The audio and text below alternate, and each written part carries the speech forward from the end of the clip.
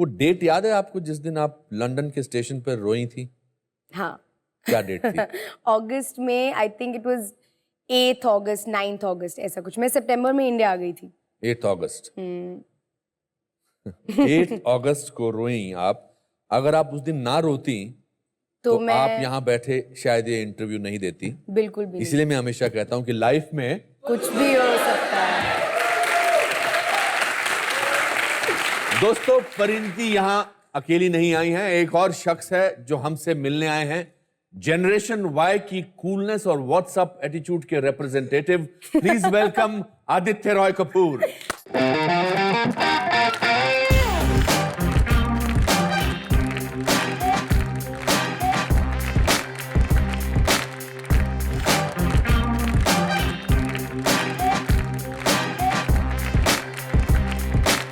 क्या इंट्रोडक्शन था सर? अच्छा था। जनरेशन क्या वाई व्हाट्सएप के रिप्रेजेंटेटिव? व्हाट्सएप अच्छा व्हाट्सएप तो बोलो। व्हाट्सएप। ये मैं परिणीति से बात कर रहा था आपके आने से पहले। परिणीति क्लास में फर्स्ट आती थी। अच्छा मॉनिटर थी, हेड गर्ल थी। मुझे एक ऐसी फीलिंग हो रही है कि आप इसके बिल्कुल उल्टा है। डायलॉग्स हमेशा याद रहते हैं। डायलॉग पूरे स्क्रिप्ट के याद रहते हैं इनको। हमारे डायलॉग भी याद रहते हैं। मुझे तो अपने डायलॉग भी याद नहीं होते थे। करेक्ट। पर आप अपने बारे में खुद ही बताइए। तो देखिए sir, I was sportsman. Okay, मैं तो वो भी नहीं कह सकता।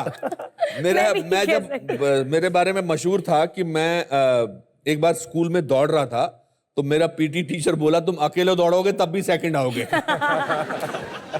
तो सवाल, मैं आऊंगा स्पोर्ट्स पे आऊंगा। पहले पढ़ाई की बात हो रही है। लैक ऑफ पढ़ाई ही नहीं करता था sir. I had a big problem. मैं थोड़ा पागल टाइप था। अच्छा। हाँ, I used to wake up at 4 in the morning, cartoon देखने के लिए I used to wake up.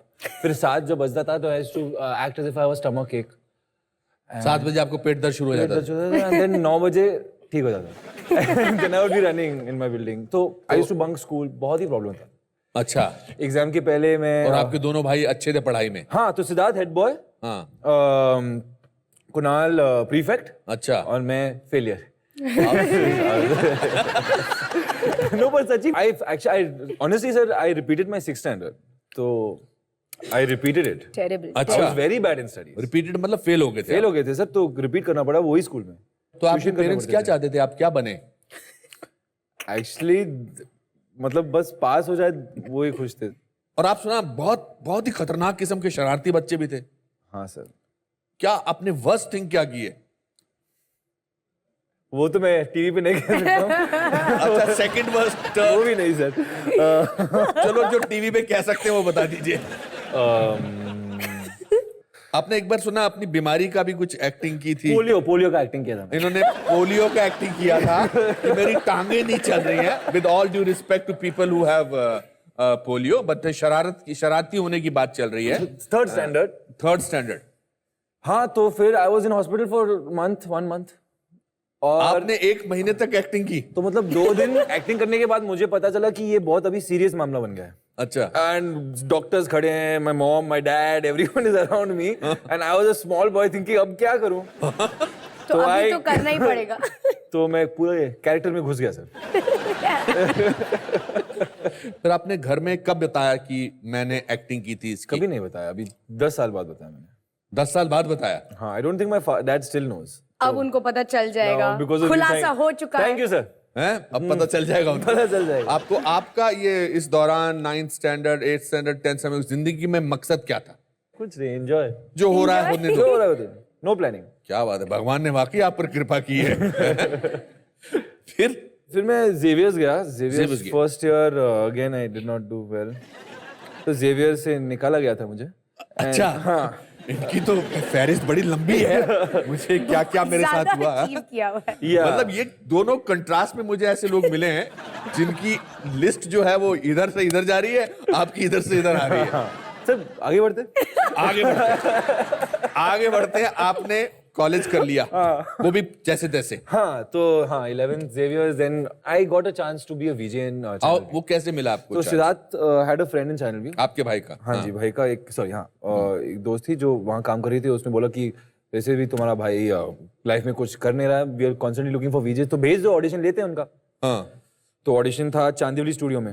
हाँ तो ट्रेन पकड़ के गया ऑडिशन देने and I got that job sir as a VJ, but I really had no idea कि क्या कैसे किस टाइप का, मतलब you have to be in front of camera. तो उसने बोला कि 2-3 महीने के लिए you come on set, will give you so much money, और अब बस शूटिंग देख के सीख लो सब कुछ। कितना पैसा बोला था उन्होंने? 15,000 a month. I was like very happy. 15,000 rupees a month? हाँ, I was very happy. मतलब with the background that you had in the studies and everything. ये नाइंसाफी है। हैं या, और उनको बेचारी को रोना पड़ा था रेलवे स्टेशन पर। कितने साल वो काम किया आपने? Sir, 4.5 years.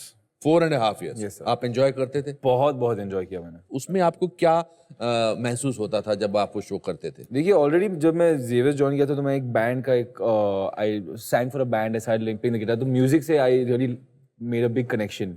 तो एज अ वीजे तुम म्यूजिशियंस को मिलने का चांस मिलता है, you get to meet a lot of different people in film and every day is a new day. तो आप पॉपुलर थे सब? थोड़ा सा पॉपुलर थे आप, जहाँ जाते थे लोग आपको पहचानते थे? कभी कभी लड़कियां भी आपको बहुत पहचानती थी? No complaints. No complaints.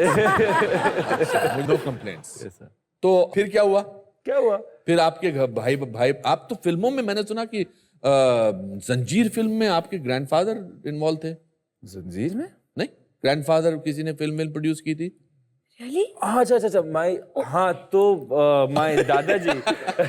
हाँ एक्चुअली पता है।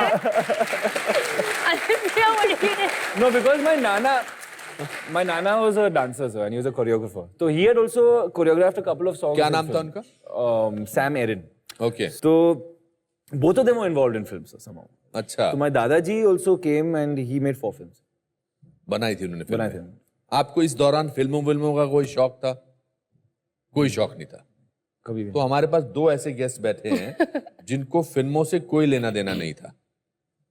I never used to watch also. उस दौरान आप वीजे थे, आप एक्चुअली लाइफ में क्या करना चाहते थे?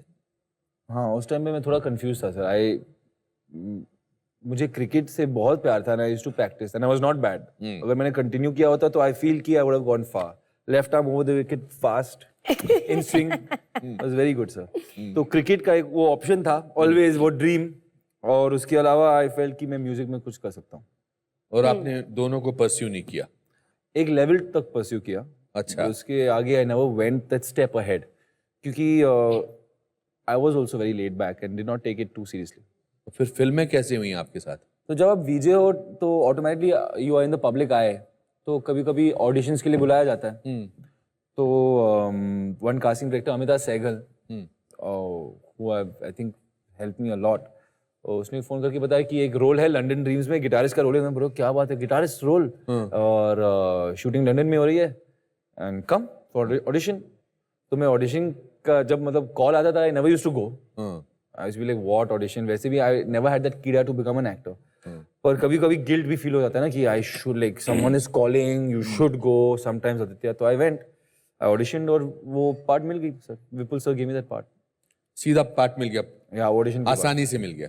वो ऑडिशन अच्छा गया और आपको पहली फिल्म मिल गई? पहली फिल्म मिल गई। मेरे दोनों फेवरेट हैं as people and as actors. तो आप दोनों में से सरप्राइज कौन है ज्यादा कि वो एक्टर बन गया? मैं। हाथ खड़ा कर दिया उन्होंने पहले। हाँ है ना? Give it over, it's okay. अच्छा। आई थिंक हम लोग इक्वली सरप्राइज्ड हैं, क्यों ये डिफरेंट वे में, मैं डिफरेंट वे में। मैं क्योंकि मुझे हमेशा लगा था कि मैं बैंकर बनूंगी। फिल्म्स और बैंकिंग का ऐसा नहीं है कि कुछ लीकेज है एक दूसरे में तो शायद एक से एक हम लोग ट्रांसफर कर सकते हैं, यू नो। मैं अपने लिए बहुत सरप्राइज हूँ। आई डोंट थिंक इवन लाइक 4 साल पहले मैंने सोचा था कि मैं खुद एक्ट्रेस बन जाऊंगी। आपने कौन सी फिल्म का ऑडिशन दिया था? करीना कपूर की फिल्म हाँ, जब भी मेट का मैंने एक सीन ऑडिशन दिया था। हाँ। और फिर आपको 13 से ज्यादा बेस्ट न्यू कमर के अवार्ड मिले थे फॉर रिकी बहल। हाँ, वो अच्छा हो गया था। लाइफ चेंज हो गई ओवरनाइट? एक्चुअली जब मैंने वो ऑडिशन किया था तो मुझे पता भी नहीं था कि वो मेरा ऑडिशन था। मुझे लगा था कि मनीष शर्मा जो मेरे बहुत क्लोज फ्रेंड है, मुझे लगा कि दोस्ती में मनीष ने मुझे बोला था कि आप शानू के पास जाओ, जो कास्टिंग डायरेक्टर हैं यश राज की। शानू ने मुझे कहा कि ये एक सीन है, इसको याद करो और ऐसे कर दो और मैं तुम्हें कैमरा पे शूट करूंगी। मुझे नहीं पता था कि मैं यशराज फिल्म्स के लिए, आदि के लिए कोई ऑडिशन कर रही थी और वो मैंने कर दिया। 2 महीने के बाद जब मैंने रिजाइन किया यशराज से, क्योंकि मुझे एक्टिंग स्कूल ज्वाइन करना था, मुझे वेट लूज करना था, उस टाइम जब मैंने रिजाइन कर लिया तो मनीष ने और आदि ने मुझे बुलाया और उन्होंने बोला कि वो एक्चुअली तुम्हारा ऑडिशन था एंड आपको रिकी बेल दे रहे हैं। तो क्या नाम है इस शो का? कुछ भी हो सकता है सर, कुछ भी मैं हो तो सकता बोल है। रही हूँ, कुछ भी हो सकता है। और आपने ऐश्वर्या राय के साथ 2 फिल्में की, यस सर, एक्शन रिप्ले और Guzaarish. But you were not doing the lead roles, नहीं, सपोर्टिंग का। Supporting role. एंड आप खुश थे इस बात से? मैं तो बहुत ही खुश था। अच्छा, क्योंकि अभी जब भी मैं- आपकी जिंदगी का कोई मकसद नहीं मिला था आपको? नहीं, क्योंकि मैं लंदन ड्रीम्स में इस एटीट्यूड से घुस गया था कि I wanted to just go and see कि how is it, what is acting. हाँ। और वो फिल्म खत्म होने के बाद मुझे लगा कि आई लाइक इट। और I like it. see, because everyone wants to do something doesn't mean you have to die to do it, right? हाँ। क्या एस्पेक्ट आपको अच्छा लग रहा था? I think the job itself, sir, वो मुझे बहुत ही इंटरेस्टिंग लगा, क्योंकि as a VJ you are being yourself.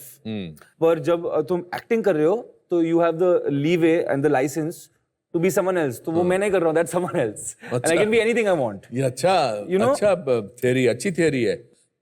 फिर 4 साल तक आप इस दौर में गुजरे कि आप सेकंड लीड कर रहे थे वगैरह। हाँ। और आपको मिली फिर आशिकी 2। कैसे? बट उससे पहले आफ्टर यू डिड रिकी बहल, फिर उसके बाद आपने 3 फिल्मों का कॉन्ट्रैक्ट साइन किया यशराज फिल्म के साथ, और आपने इश्कज़ादे फिल्म में काम किया। जी जी जी, जिसने आई थिंक मेरी लाइफ काफी चेंज कर दी।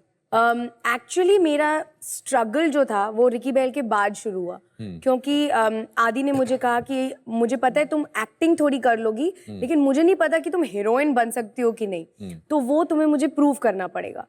तो एक्चुअली 2.5-3 महीने के ऑडिशंस के बाद, टेस्ट के बाद, लुक टेस्ट के बाद, फोटोशूट्स के बाद, एक्टिंग So much, हाँ बहुत, एंड अपनी बॉडी को ट्रांसफॉर्म करना उस टाइम पे, क्योंकि मैं इससे भी ज्यादा मोटी थी। और ये हमारे डायरेक्टर हबीब फैजल साहब कर रहे हैं। हबीब सर कर रहे थे, हबीब सर। करेक्ट। तो वो उस लेवल की, आप समझ रहे होंगे, ट्रेनिंग थी।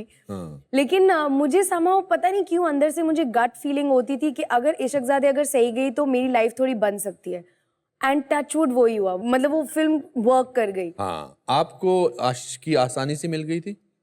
एक्चुअली आसानी से मिल गई थी, पर क्या हुआ कि गुजारिश रिलीज होने के बाद, एक्शन रिप्ले गुजारिश दोनों एक ही महीने में रिलीज हो गई, and they both didn't do great. And जो हुआ उसके बाद कि मेरे मन में एक आइडिया था कि I will be offered certain kinds of roles, maybe lead roles, और वो हुआ, but not the kind of things कि आई वांटेड टू डू।